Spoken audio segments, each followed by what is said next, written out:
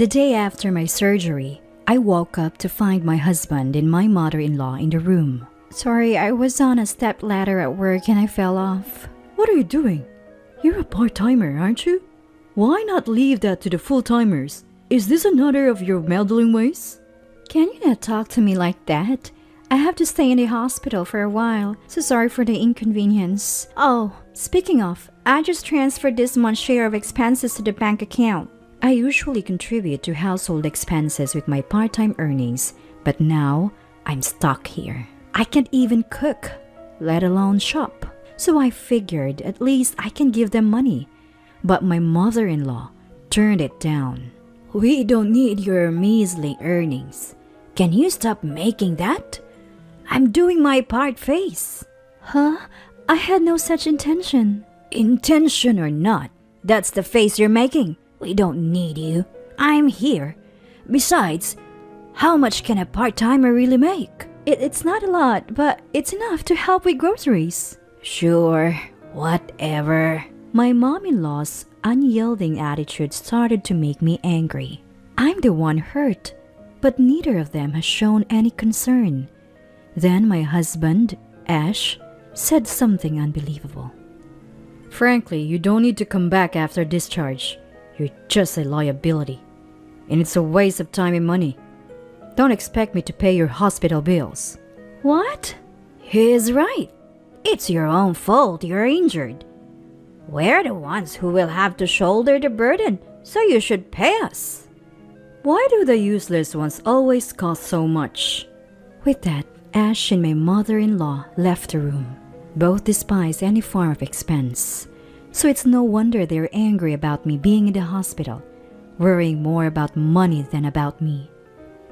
I've started to think I shouldn't have married in the first place. A few hours later. Oh, Miss Granite, long time no see. Is that you, Jimmy? What brings you here? I heard you got hurt, so I had to come visit. Just kidding. But I did hear from a former colleague that you're injured, so I took the time to come see you. Wow, you didn't have to. Aren't you busy? True, when I got headhunted a few years back, I was thinking of quitting because I wasn't used to the new environment, but thanks to your advice, I come this far. I will never forget that. Thank you so much. You're making it sound like a big deal. The person who came to visit me is a former colleague from the company I've used to work at named Mr. James. Everyone, myself included, called him Jimmy. After leaving the company, I would occasionally meet up with old colleagues, but Jimmy had been reassigned and stopped coming. Apparently, he was headhunted by another company and resigned. Back when I was still working at the company, he didn't strike me as particularly competent. I guess he found his calling somewhere and turned into a professional. But I didn't expect him to go out of his way to visit me in the hospital. Coming after seeing Ash and mom-in-law, his kindness felt particularly warm. I was still frustrated from what Ash had said to me earlier, so I vented to Jimmy. Really? Your husband sounds quite harsh. This isn't a joke. I'm genuinely frustrated and angry. Well, I don't get it. Where's your husband seeing incompetence? The Miss Granite I know was far from incompetent. She was a talented worker. You were sorely missed when you left the company. Work and marriage are different, you know. Fair point. I've never met your husband. Is he younger than you? Yes, he is. That's why he's so attached to his mother. They're always together, and instead of defending me, he joins Mom in complaining about me. It's so annoying. Thanks though, Jimmy. Talking to you lightened my mood a bit. Once I'm better, let's go out for a meal and invite others too. Absolutely. I'll come by again when I have some time. And with that, Jimmy left the hospital room. He's like a close female friend in some ways. He's the same age as my husband, but he's so much more mature in what he says and does. The difference between them makes me indescribable. Well, I choose Ash, so it's also my fault. Later, I began rehabilitation. During my hospital stay, all I could think about was wanting to go home as soon as possible. But if I go home, Ash and Mom-in-law will be there. I'd rather stay in the hospital. It's far less stressful. 2 weeks later, Ash comes to visit again, bringing mother-in-law with him. What do you want? Didn't you say I shouldn't bother coming home if I'm incompetent? Yet here you are, visiting me again. Hey, aren't you happy I came to see you? Frankly, if you're going to complain, you don't have to visit at all. Oh, easy there. Why are you so mad? I haven't even said anything yet. See, that's why our child acts distant with you. You always have this cold demeanor. Consider other people's feelings for once. That's why you end up hospitalized. Here we go again. Whenever Ash is criticized, mother-in-law goes all in with her supported fire. Even though it's a conversation between husband and wife, things never move forward when she chimes in.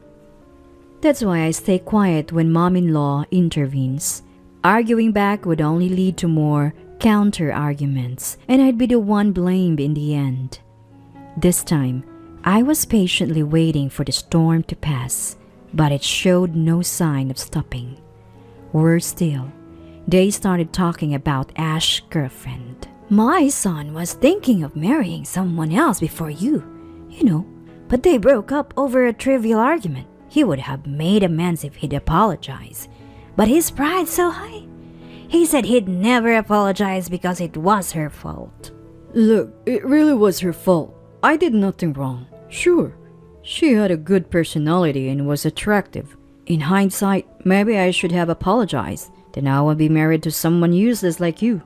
See, that's what I've been saying from the beginning. Are you sure you want to be with her? I always knew it was a bad idea. This proves I was right. It's just a fluke. I happened to choose an unsuitable partner this time. I'll be more careful choosing someone with similar sensibilities next time. The conversation was unbearable. I'm not the patient type to keep quiet forever. Moreover, this guy just mentioned choosing another partner. It seemed like he had thoughts of divorcing me. Well, it'll be a dream come true for me too. Frustrated, I let loose my anger on Ash and mother-in-law. You would have a lot to say, but this is just ridiculous. You mentioned I'm an unsuitable partner, but you're not even good enough to be called that. Initially, I thought you were decent, but it turns out you're just a mama's boy. Plus, mom is so fond of her son. Why don't you two just live together forever? Then no one would end up this unsuitable partner like me. You two seem to get along so well, why not? After saying all this, I felt a mix of regret and relief. What was funny though was the way both of their expressions changed from surprise to tense as I was saying this. Who do you think you're talking to? Where are your parents? What's with the attitude? For someone so useless, you sure know how to run your mouth. Mom, there it is. You're quick to call people incompetent, but are you so well-rounded yourself? Must be nice being perfect at your job at home, huh? You're really something. When I sarcastically praised mom-in-law, her face turned even redder. How dare you act so smug? Who do you think you are? I'm the patient here. You little... Just then, Ash intervened. Hey, enough is enough. From where I stand, you're way more incompetent than Mom. Mom raised me all by herself while holding down a job. Could you do that? I wouldn't know. I've never been in that situation. But if I were a parent, I'd teach my kids not to look down on others. It's not cool to call people incompetent, especially someone who's hospitalized. I see. Well, it's clear. We've never been a good match. Let's divorce. No point in staying together after all this. Fine by me. You were talking about being cautious with your next partner, right? That implies we're done. I wouldn't want to spend my life with you. Or your mother anyway. Huh. You do realize you'll be financially unstable if we divorce, right? How are you gonna afford these hospital bills? Let alone your living expenses. I got injured at work, so I'll get workers' compensation. And after that, got no plans, huh? Ash had a point. Even if I plan on finding a job immediately after the divorce, there's no guarantee that I'll find one quickly. Plus, it will take time to see any income. The situation isn't looking good. I need to figure something out before it's too late. I have been vocal until now, but the moment I stopped talking, they took the opportunity to go on the offensive. So you haven't thought it through? Tough break. But what said is said. We both want this divorce. If you promise to obey me like a housemaid from now on, I might reconsider. Right, Mom? Yes, absolutely. Not happening. Can you please leave? You're polluting the air. You're a piece of work. Don't say I didn't warn you. You threw away your last chance. With that, Ash and Mom-in-law left the room, sneering. I have to find a job soon. My current workplace won't cut it. I'll go anywhere that offers full-time employment. Just a few minutes later, Ash returned to the room. Hey. What? No, my boss was around. Just let me hide here until he's out of sight. Come to think of it, Ash had been complaining about his current boss a lot lately. Apparently, Ash had been enjoying a slack job until this new boss came and shook up the department. Why is he coming this way? Could he be next door? What?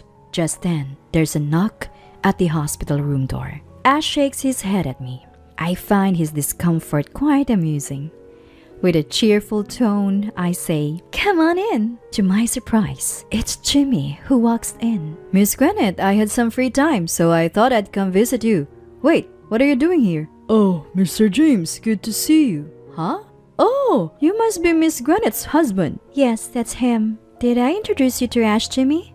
I think this is your first time meeting. No, actually, we see each other every day. He's my subordinate right now. What? Really? It turns out, of all people, Jimmy is Ash's boss. Totally unexpected. Yet, it strikes me as an opportunity for a counterattack. I'm in a really good position right now. Might as well corner Ash gradually. So, Jimmy, how's Ash's performance at work? Hard to say in front of Miss Granite. He has areas for improvement, but the fact that he's sticking to it is admirable. We had drinks the other day and he told me he respects me, so my expectations are high. When I look at Ash, he's staring at the floor, fists clench. He's probably thinking, don't say anything. So I decide to go ahead and speak. You know, my husband mentioned something about his boss. Turns out that was you, Jimmy.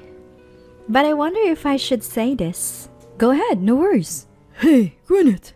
My new boss is so incompetent. He doesn't get me at all, or I'm only drinking with him to gain his favor. I'll bring him down someday. I recorded all our conversations. He won't make a single mistake. And so on. Sorry if I had known it was you, Jimmy. I would have told you so much sooner.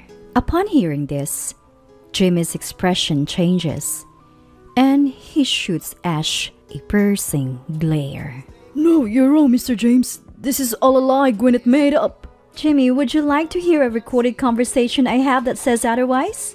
Yes, please. Stop it. I then play the audio for Jimmy where Ash was complaining non-stop.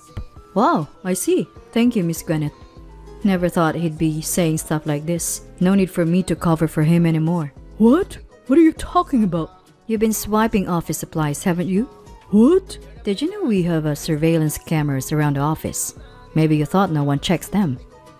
There have been complaints about supplies disappearing or running out quickly. When we investigated, we found you were the one taking them. I was planning to question you about it soon, but now I'll just report this to the boss. Wait, what happens to me then? That's for the boss to decide. Don't know if you'll even be able to stay in your current department or the company for that matter. You can't.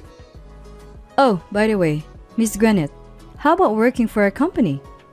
We'd be better off with you than him. Really? Is that okay? It's fine. We'll likely have an opening soon. Jimmy turned to face Ash. I'd be delighted to be under Jimmy. I'll make sure not to get too familiar with you. Don't worry about it. You scum. You asked me earlier what I'd do after leaving the hospital. Remember? Now it's my turn to ask. What will you do without a job? Shut up!